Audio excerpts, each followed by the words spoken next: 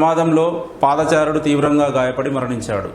ప్రమాదం జరిగిన వెంటనే కారు డ్రైవర్ పారిపోవడానికి ప్రయత్నించకపోతే స్వల్ప గాయాలతో బయటపడేవాడు. రోడ్డు ప్రమాదాలలో గాయపడే చాలామంది బ్రతికే అవకాశం ఉన్నా ట్రీట్మెంట్ సరైన సమయంలో అందకపోవడం వలన మరణిస్తున్నారు. తప్పు ఎవరిదైనా ప్రమాదం జరిగినప్పుడు గాయపడిన వ్యక్తిని కాపాడటం కనీస బాధ్యత.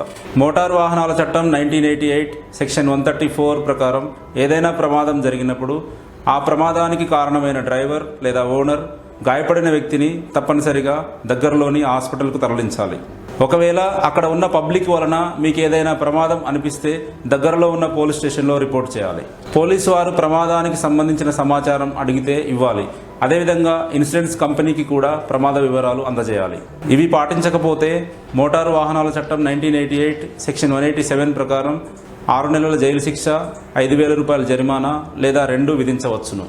కాబట్టి యాక్సిడెంట్ చేసి పారిపోతే మనల్ని ఎవరూ కనుక్కోలేరని అనుకోకండి. గాయపడిన వారిని కాపాడండి. అది మీ కనీస బాధ్యత.